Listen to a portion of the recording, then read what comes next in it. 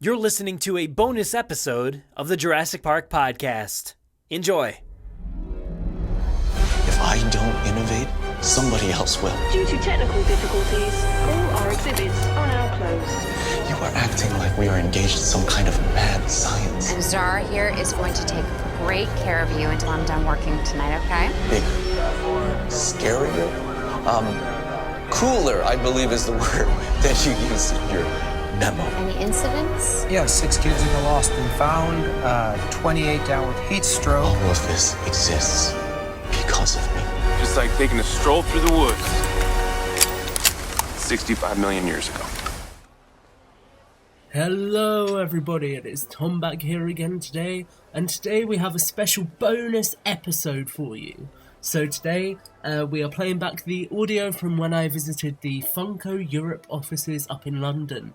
I had an absolutely awesome day. I got some fantastic goodies which you've already seen reviewed on the channel, and it was just overall a really fun experience.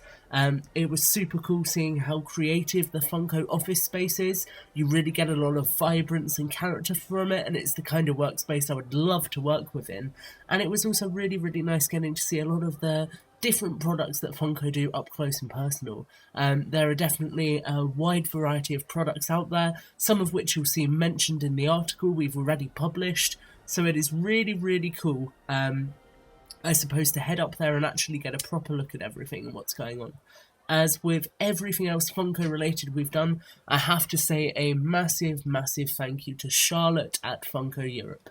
She has been absolutely fantastic in helping us make reviews for you guys possible, supporting us with information for articles, and now making this podcast section possible. It has honestly been such a delight working with her, and I'm really excited to work closely with Funko to see what else they bring out that we can bring to you guys.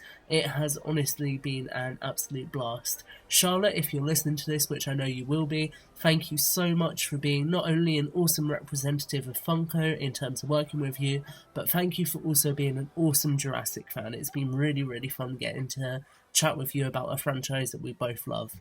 With that all said and done, guys, I'm not going to say any more. I'm going to let you jump straight into the episode, and I hope you enjoy my on-site audio from my visit to Funko's HQ in London. Let's jump straight into it, guys.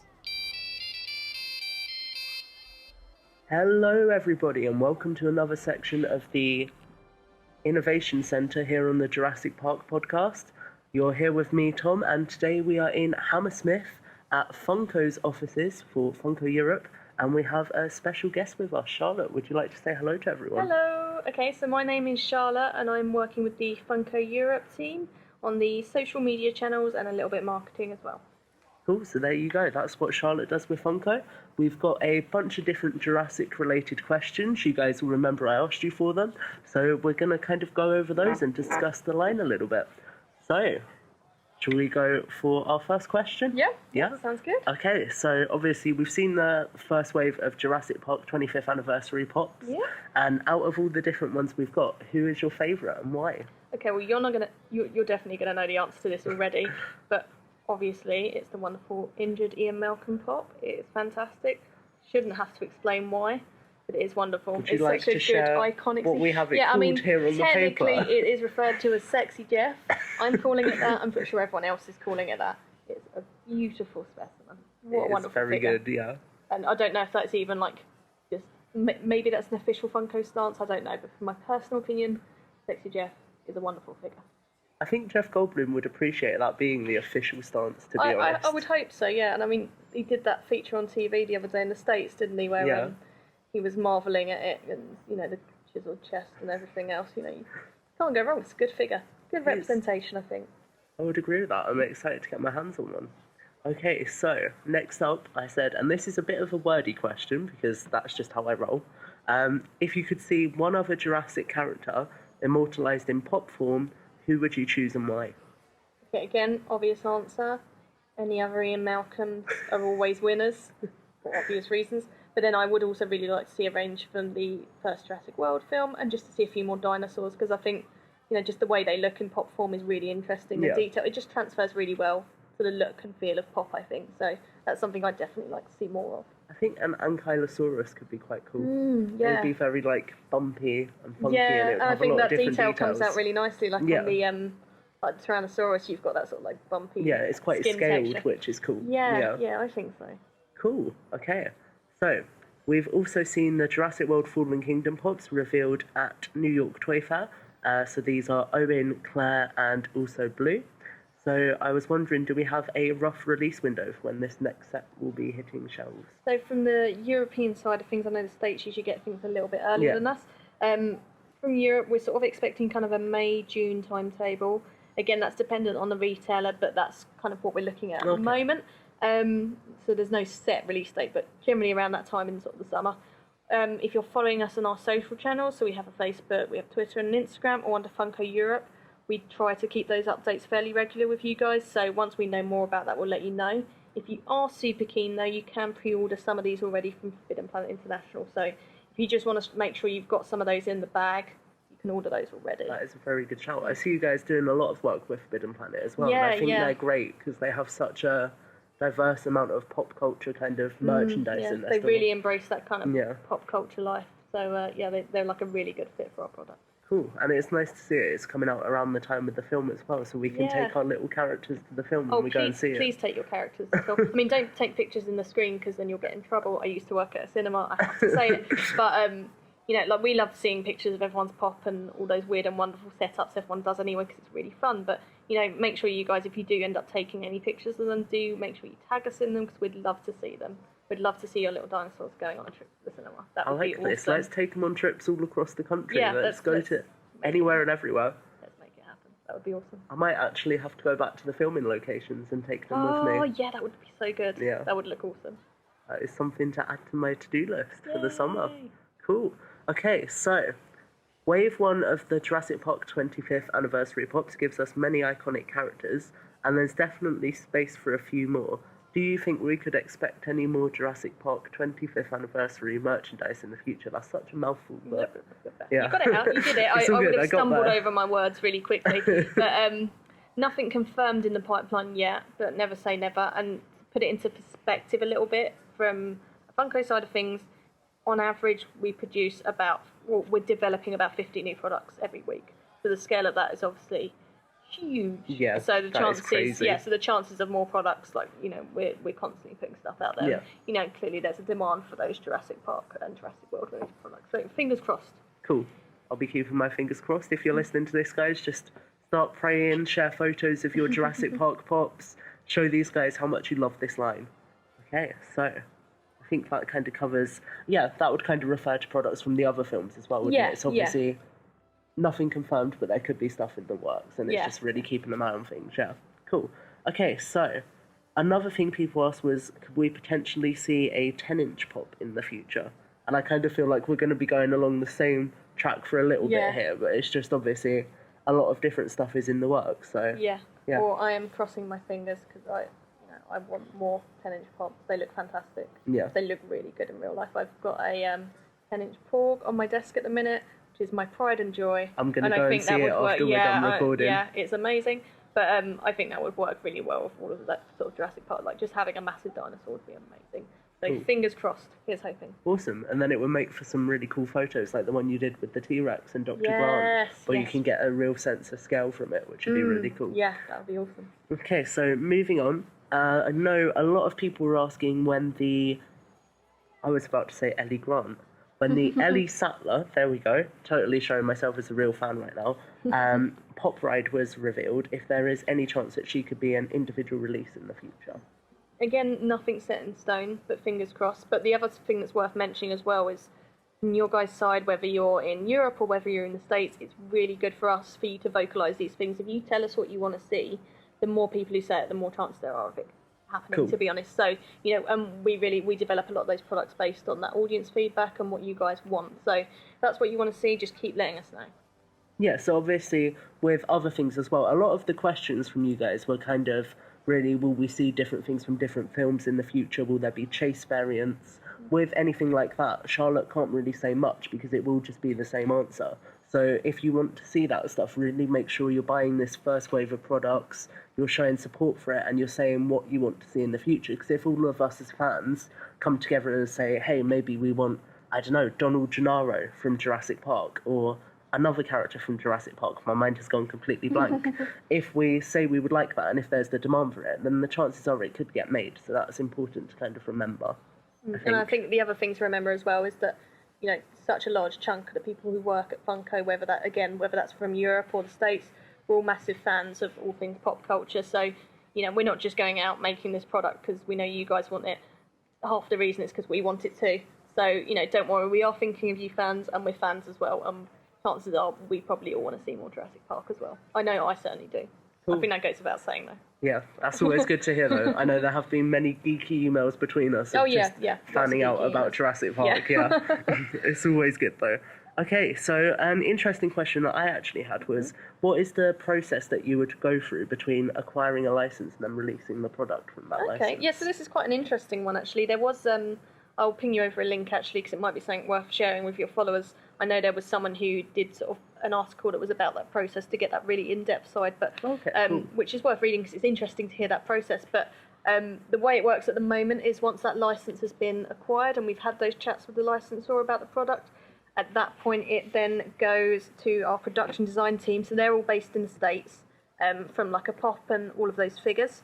So they start, working their magic and working on those designs, making sure that that really represents the character. It looks like the character, but it's also got that fun factor that Pop has.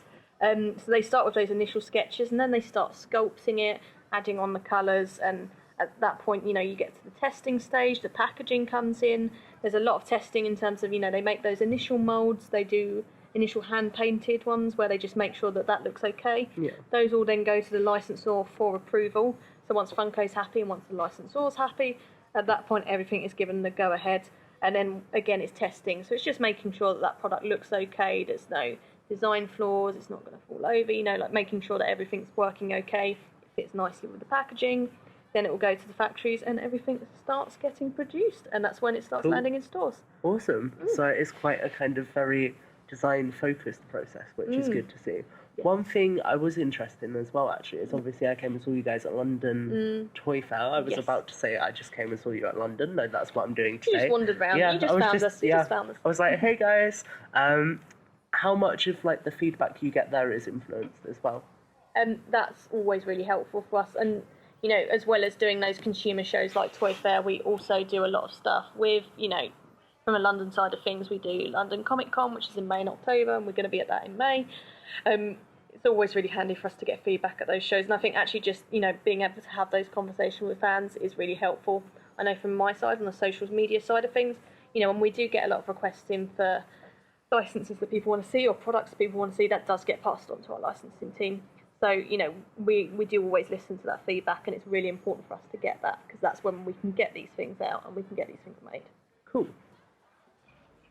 So we've kind of covered everyone's questions, because obviously, like we were saying, a lot of what you guys have asked is to do with products that either we can't discuss at this moment in time, they might come in the future, everything like that. Obviously, Charlotte can tease us a little bit here and there with what might be coming, but it's really hard to kind of have a discussion about stuff that may or may not be in the pipelines. So, with that in mind, we've just been having a discussion, and we're going to backtrack a little bit. Charlotte, would you like to explain a little bit more about Funko Europe and how you guys are different to the stateside? Yeah, so the way it works at the moment is stuff like your Pop Vinyl, your Rock Candy, your Mystery Minis, all of those products, they're developed in the States, and then they come over to us. But previously, we were a company called Underground Toys, who were acquired by Funko, and we still do a little bit of the stuff that we did with them as well. So as well as the stuff like the Pop Vinyl that everyone knows, we also do a homewares range, which covers things like Star Wars and Marvel and a little bit of DC. And we've got lots of exciting new ones coming out as well. So we've got some classic Disney ones coming soon, which look really nice, and also others that I couldn't possibly tell you about. But there's lots more stuff coming from that side of things. We also do our own plush range as well. But, it does branch outside of that initial toy market as well. So we cover a little bit of both, and we work quite closely with the States. But, relatively speaking, as Funko Europe, we're still very, very young. We're very much still in our infancy. So a lot of this stuff is taking a little bit longer. So, I get that people are, you can get frustrated that sometimes we don't get stuff as quickly as the States does.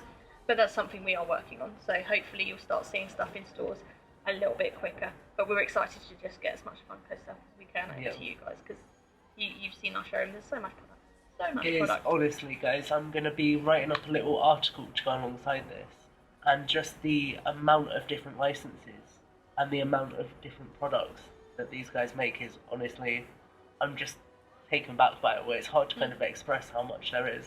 And I suppose that kind of leads nicely for you, as a marketer and working with social media. How do you kind of like decide what licenses you want to focus on when? I try to do a little bit of everything where possible. I may sometimes be a little bit biased because there are things that are my favourites. Jurassic Park, and whenever anything Twin Peaks crops up, that's because I've been like, oh, let's put some of that in. But you know, a lot of it as well will work into things like when we have got new and upcoming releases. That we obviously want to make sure that the fans are aware that those are coming very soon. But we also tie a lot of things in with films, like when the film's coming out, if there's a new TV show coming out, or like some kind of re-release, like any of those kind of events are really important. But from a social media side, we also try to stay in the loop with, you know, important fan events. So obviously things like Jurassic Park, the 25th anniversary is really important. But we try to get involved in lots of other fun little days as well. So I'm currently trying to think of a way I can do some stuff for Shark Week, because that's awesome and sharks are amazing. But yeah, we just really want to stay in with those kind of pop culture events. But you know, the obvious ones being like, you know, May the 4th and things like that are all really fun as well. But yeah, a lot of it we just want to be making sure it lines up with that pop culture stuff and when it's happening. And also demand as well. If people are really into a certain product, then we'll talk about that more. Obviously at the moment Jurassic Park, the stuff is doing really well. Everyone's really excited about it, as they should be. So we're posting a lot of content about that, and we're seeing some really nice images and things sent in to us by some of the fans. It's really exciting. But you know, knowing that demand is always really helpful, not just in producing products, but also what we do share with you guys. So if you want to see more of certain things, just let us know. Always happy to cater to that. I think for Shark Week, the Mosasaur, just throwing that idea out there. Just casually drop that one in. Yeah, just drop it in. I think that would be something cool to see. So, yeah, that would be cool. I'm trying to kind of think of where I could take this now. I suppose just generally as a Jurassic fan, what are you looking forward to about Fallen Kingdom? Again, I think my answer is going to be a little bit obvious, because we know who is in the trailer. Life cannot be contained. Oh, I'm so excited.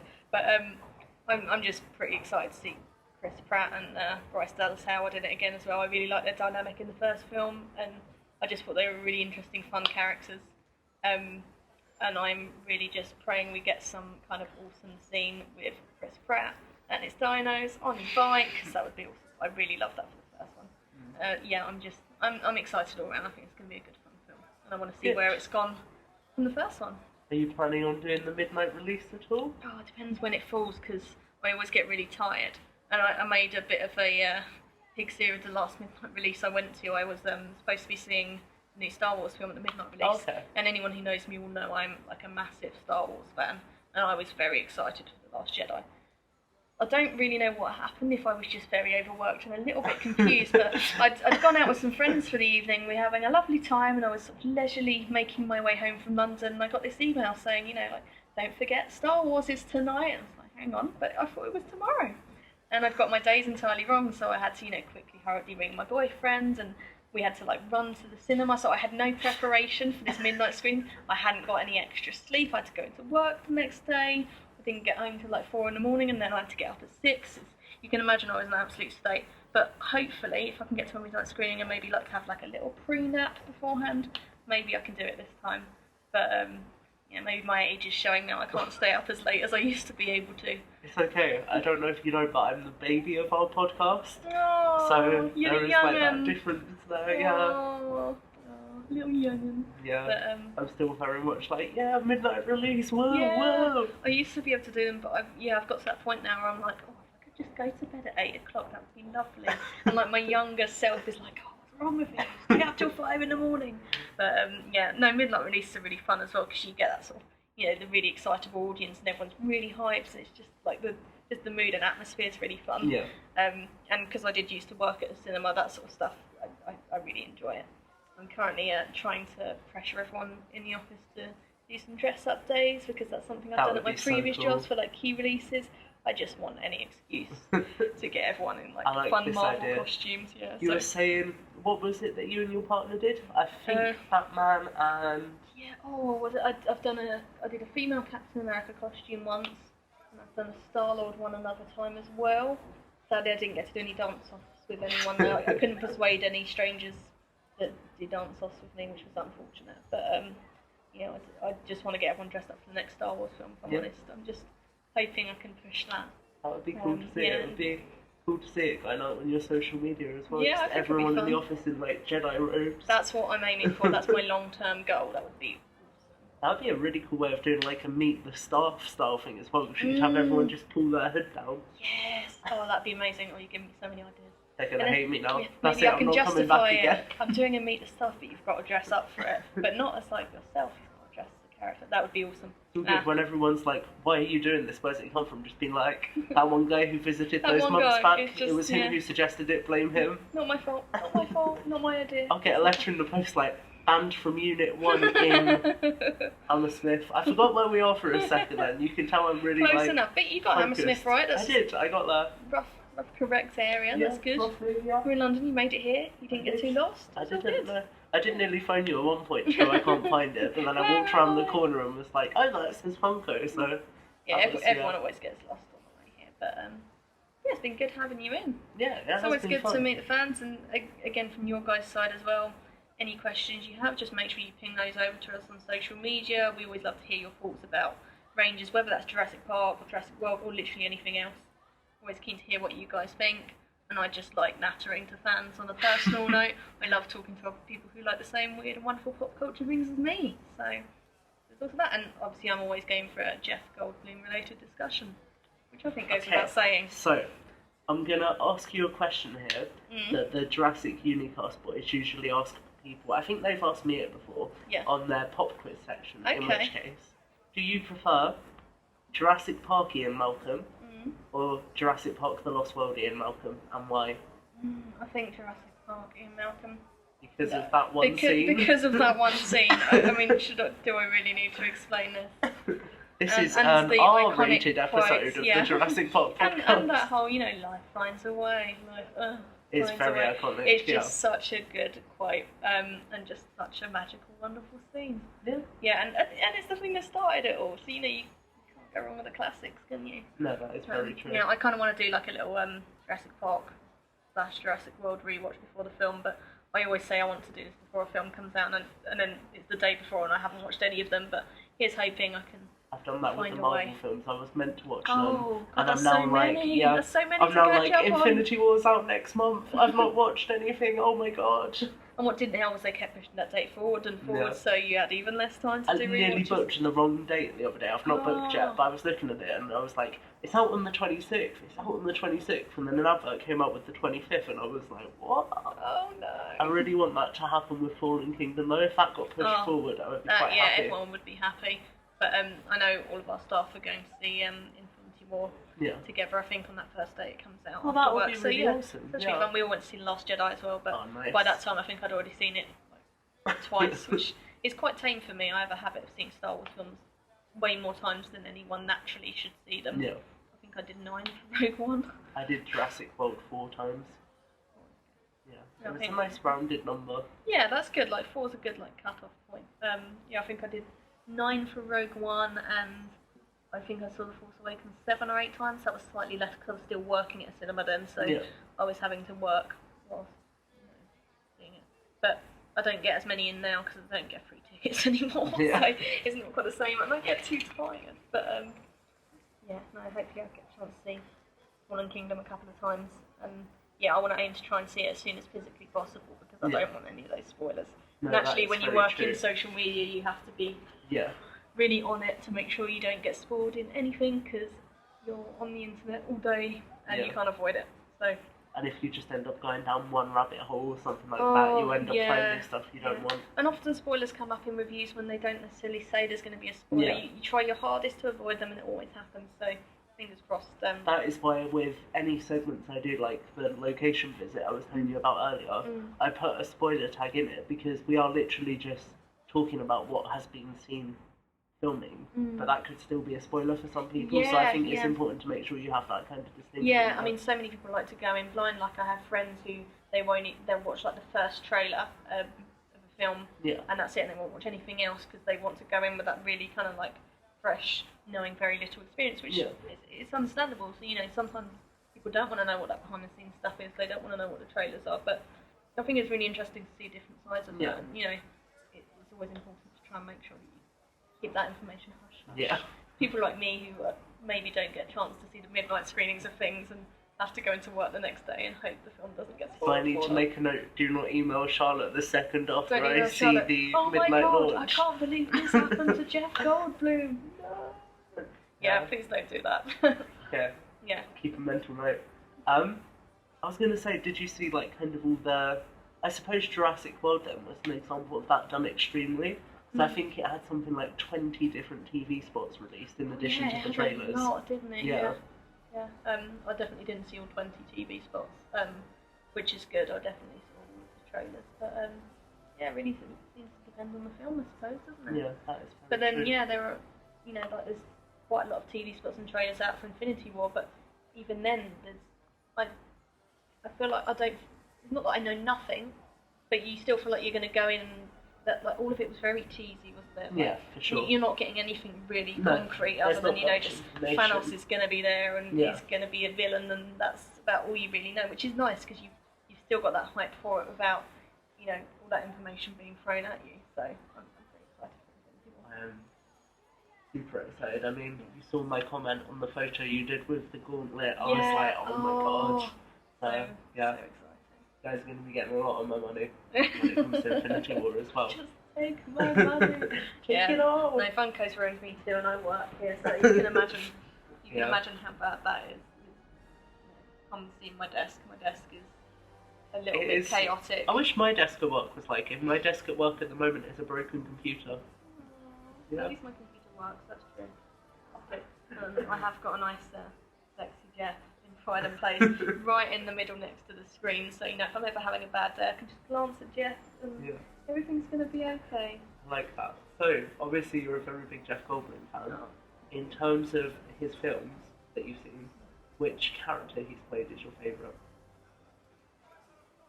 That is a tough one, because obviously I'm really keen on Ian Malcolm, but actually I am really excited to see Isle of Dogs. He does a voice in that, and it's Wes Anderson. I've enjoyed the little bits he's done in Wes Anderson films quite a lot, actually. All those characters are usually pretty fun. More recently, I really enjoyed him as the Grandmaster in Thor Ragnarok. That was a lot of fun. You could just tell he was basically being himself. When he was just being I Jeff, mean, everyone in that film was clearly just having such a fun old time, which was great. I did really enjoy that. I don't know if I could pick a favourite, but there's some of the highlights, I would say, But what would you say is your favourite Jeff Goldblum pop? Oh, that's obvious. Oh, I mean, I'd have to think about it. No, of course I don't. That's obvious. Obviously, it's got to be Injured Malcolm. Good Have old you Injured Malcolm. considered trying to swap the Grandmaster's head onto Injured Malcolm? I probably could, Oh my God. Yeah, it's such Then you get him with like his eyeliner on, but also the open shirt, so you get the best of both worlds. Yeah, that would be good. I mean, if I could find a way to recreate, where people have done that amazing GIF where they've had that scene, but then superimposed Alan Grant just having a little listen. If that could exist in a pop form, I mean, we'd be onto a winner, wouldn't we? It would be amazing. I have plans for a Photoshop job now. Oh yeah, let's make it happen. Let's make it happen. Yeah. I'm sure Jeff and I'm sure Sam would approve. Yeah. I don't see why they wouldn't. That is literally, honestly, that photo I think sums up Jurassic Park beautifully. Yeah, it's amazing.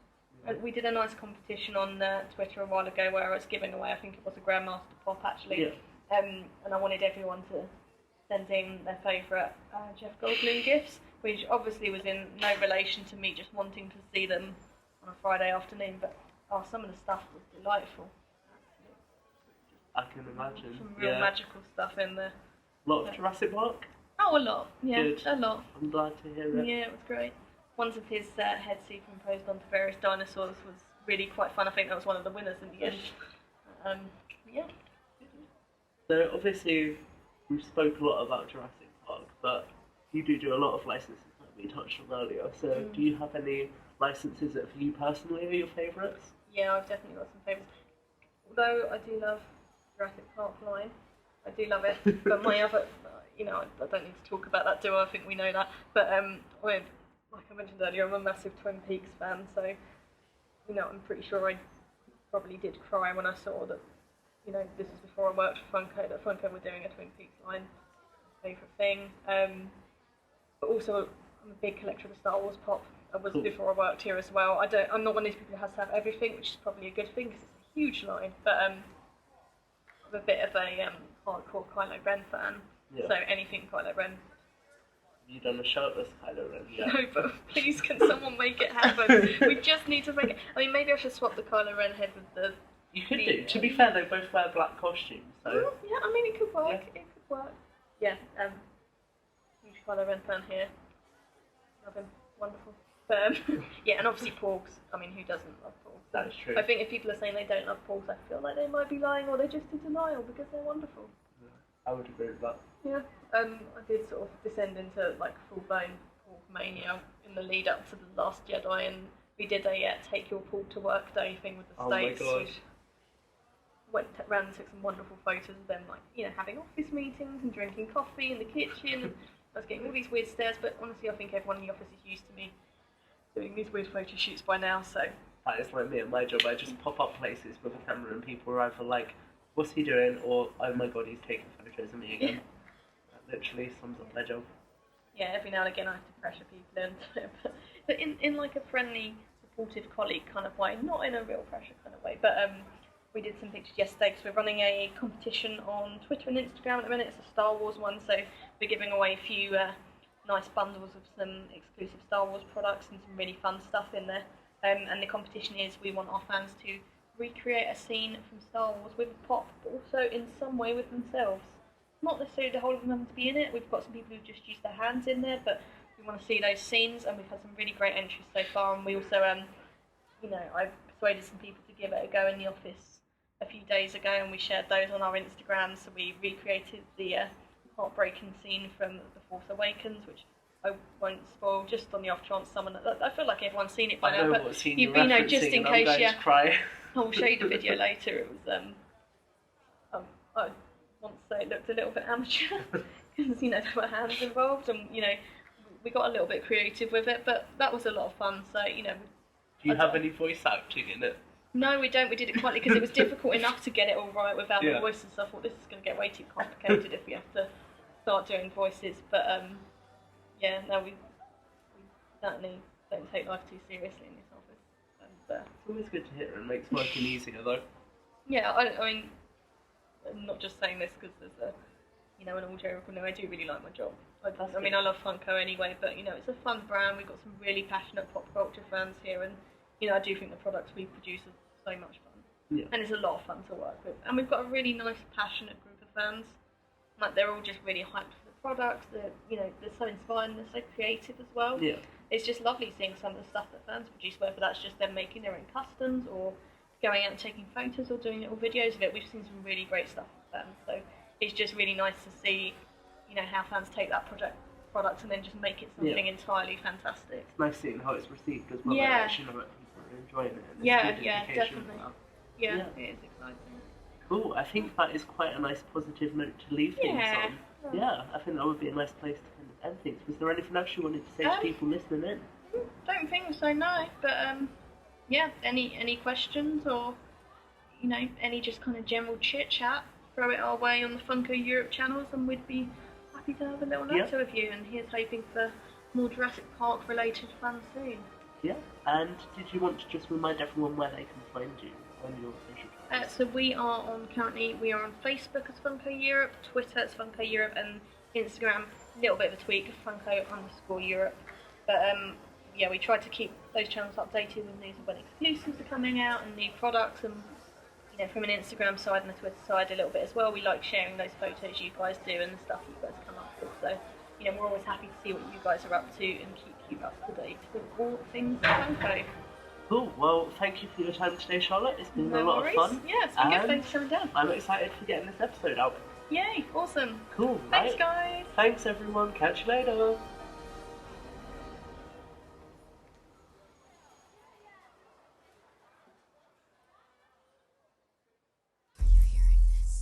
Make sure to visit JurassicParkPodcast.com to find all our past episodes, brand new news articles, information on how to contact us, and much more. It's a great source for everything related to the podcast and, of course, Jurassic Park and Jurassic World. Head to JurassicParkPodcast.com and help us build a great community. Anybody hear that?